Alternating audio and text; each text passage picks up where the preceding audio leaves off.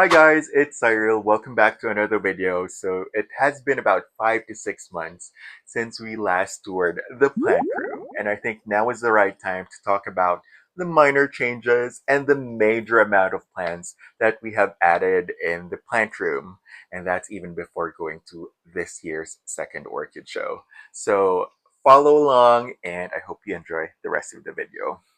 Okay, so what has changed in the Platycerium corner? So one major change since our last video is I have replaced the two traction poles that used to be here with just one, and instead I ordered some grid wall thing from Amazon so that I have more flexibility when it comes to the positioning of the staghorns. Now, I like this form of setup now because it just allows me to easily hook the plants and it does maximize the space even better. The old setup was working fine, however, there's always room for improvement. I feel like this current setup wherein we have this purifier allows the circulation that is lacking behind this door. We do have some grow lights in here, and I will be showing you the close-up of the plants as we talk through this current setup. Plants wise, I don't think I've acquired anything new. Well, actually, I have acquired a majority of new, I mean, a lot of platyceriums, and I think I'm even gonna have some more at the end of the week. But I think for the purpose of the last video, pretty much they have stayed the same. Okay, so this is a close-up of our current setup. As I've mentioned, there is an air purifier at the bottom, which gives the platyceriums the air circulation that they require and need, and the grow lights are just there to supplement and hopefully make this an even better growing condition for them. So I've talked about these lights from Sansi Light before. I really love them. I will be linking them in the description box below, and they truly help the growth of these platyceriums. If you notice this growth on the Platycerium purificacion, it's turning or putting out more impressive fertile fronds. I also noticed the difference in the leaves of this. I think this is a Coronarium thin, which isn't so thin anymore. And the VGI, I think this is just a VGI that is putting out a lot of new growth and finally deciding to cover itself with a new shield frond. Now, this Celso Tatsuta looked better before, however, I'm hopeful that it's just going to put out more growth. It has gone through a lot in the past few months. And even the juvenile Celso Tatsuta is already starting to put out its, what do you call that? Signature fronds. So this is what we have been encountering in the Platycerium corner.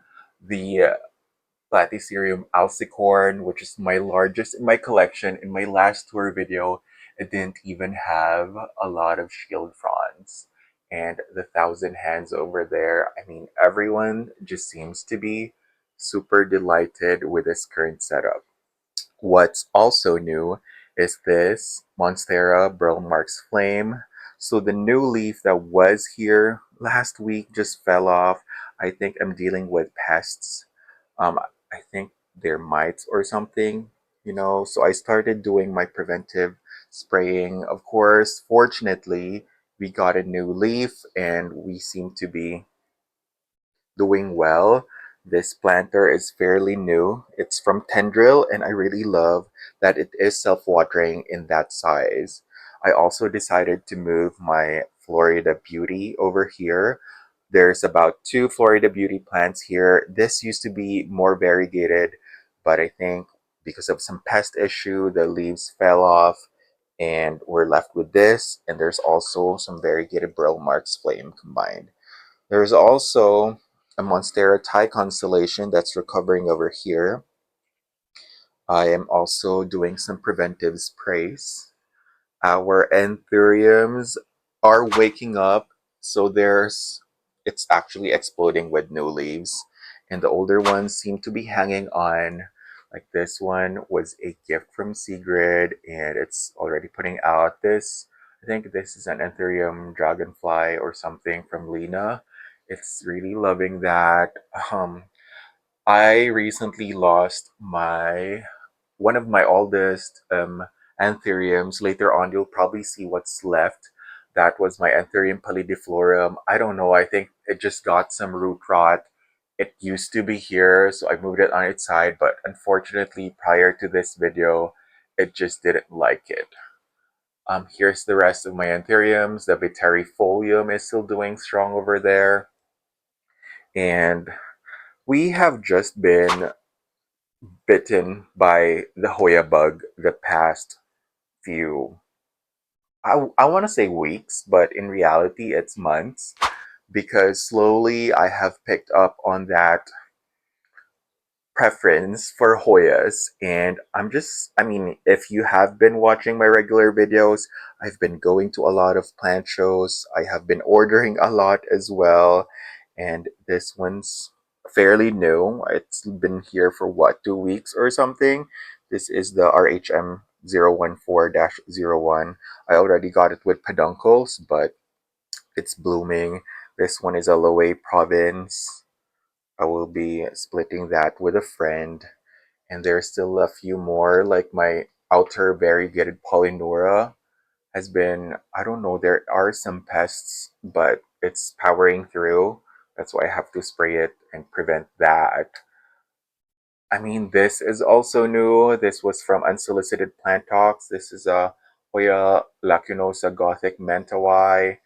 I mean, my grass Hoyas are still doing good. My Stenophila looked better before. It has thinned out, but just look at that Hoya latifolia watermelon. I need to take that out because I want to see how big those leaves are.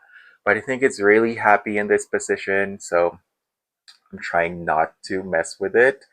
This Coriacea silver is just turning into a Coriacea splash.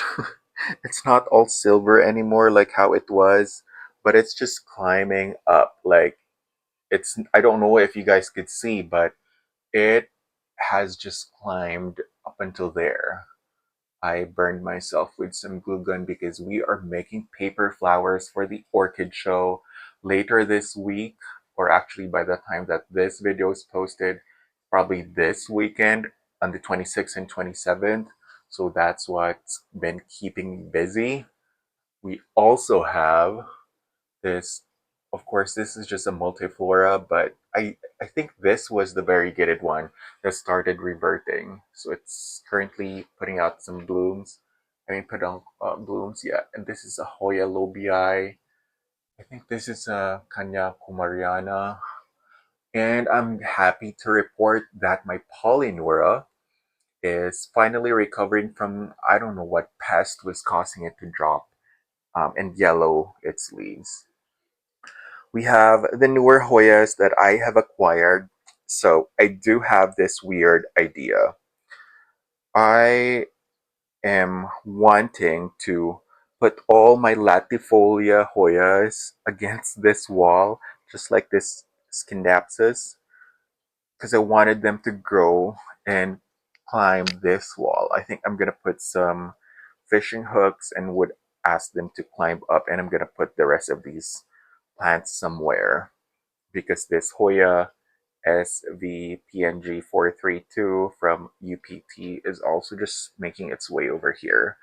And I did chop up the Engleriana because look, it's becoming dry, and I think, I don't know if there are some pests, but I've already propagated it.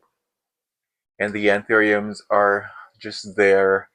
I honestly want to get rid of most of my anthuriums because I don't like that they are very seasonal. Like, they only look good during spring, summer, and during winter. They look horrible. Going back here, I do have a maiden hair fern that I still have to put in a self-watering pot. that's not a priority, but these are fairly new Hoyas.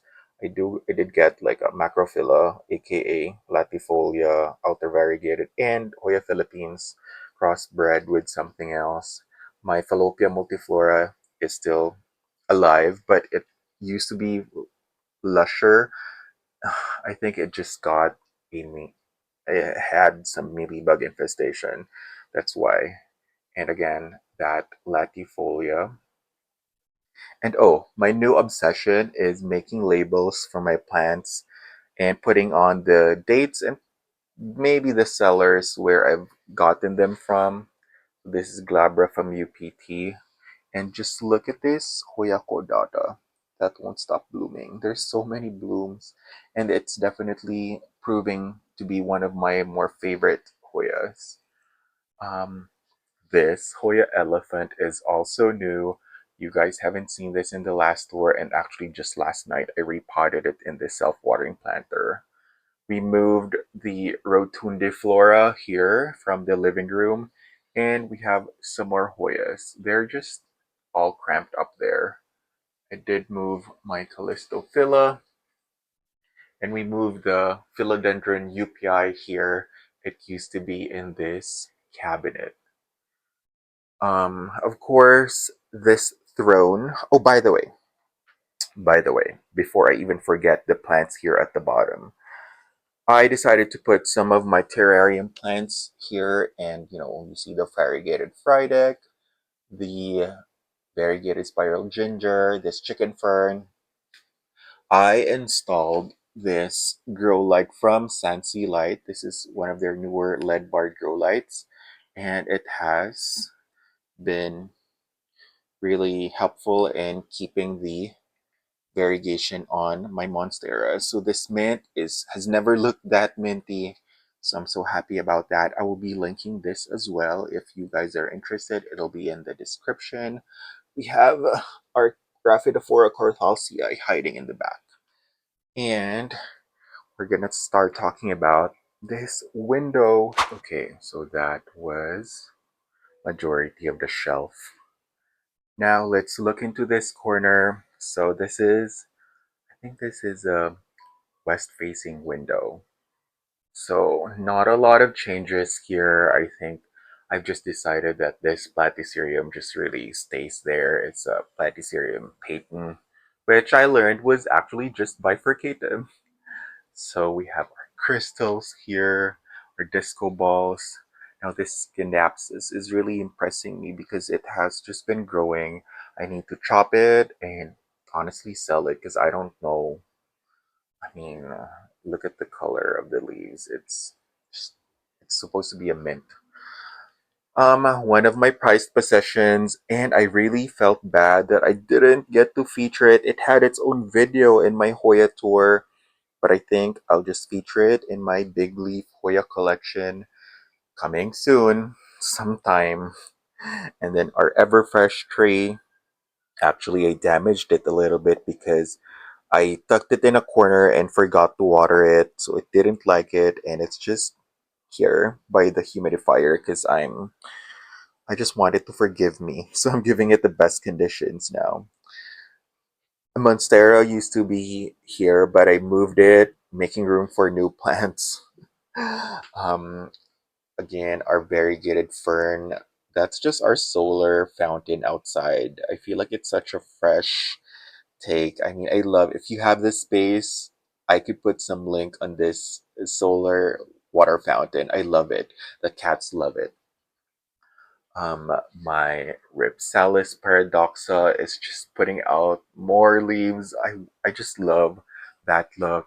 Honestly, I'm thinking of booting the Ripsalis outside because the other Ripsalis seem to be loving it, like as you could see there by the balcony. But I'm scared that, they would get burned and apparently they might run out of space to trail. Whereas here, they are kind of babied a little bit.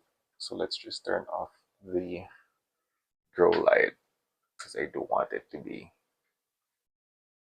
just white.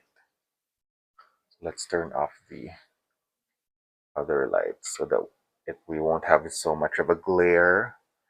And that's, see, it looks super clean without the extra warm light. Anyways, that was this corner. I do have a humidifier here just in case the plants have not been loving the low humidity, and when the AC turns on because of the thermometer in the unit, I don't want them to be going crazy. Also, I don't know if you guys could see, but we do have our Jaws jungle. This is its actual permanent home because I do want it to continue to just get some ambient lighting. Unfortunately, I couldn't mount it against a wall, but I love that it's just here and it's just adding more humidity to the room. This Repsalis, this is one of the other Burl Marks Flame. You know what? I thought of giving up on these completely, but so far, after it got some pests that the old leaves got damaged on, it has been putting out more leaves. So we'll see if I even get a matured Burl Marks Flame.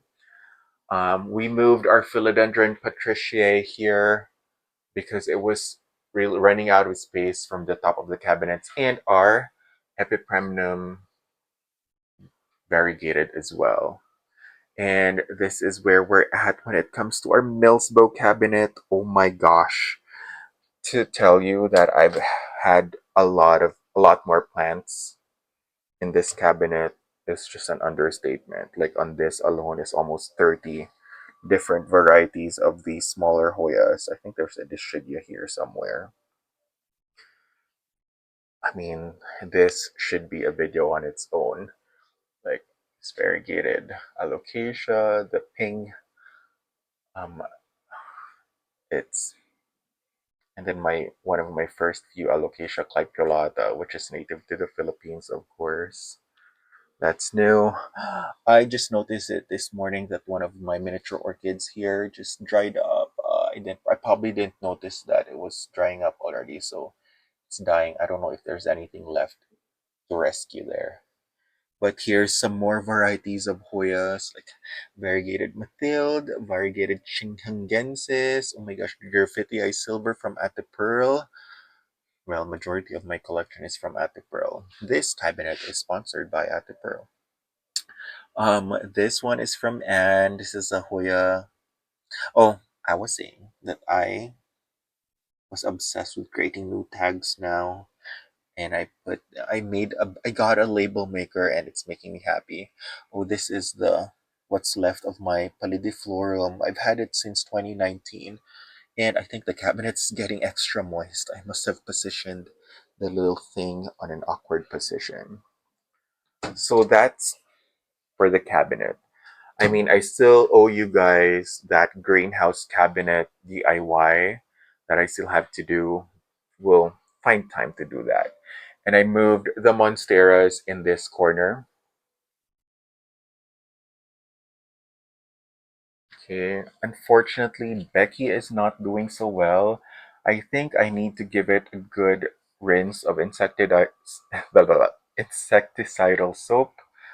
The Florida Beauty Tortum from Tatagon Plants is doing so well.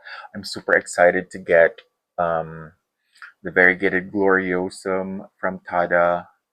And oh my gosh, okay. What did I get? What was I gonna get from Tatagon? Oh, there's a new rare plant that used to be super expensive. I got it for a better deal, and I don't know when that's coming, but we're also gonna get that soon.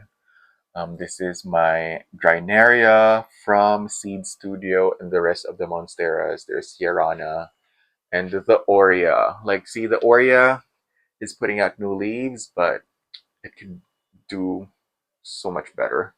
And here's our little workstation.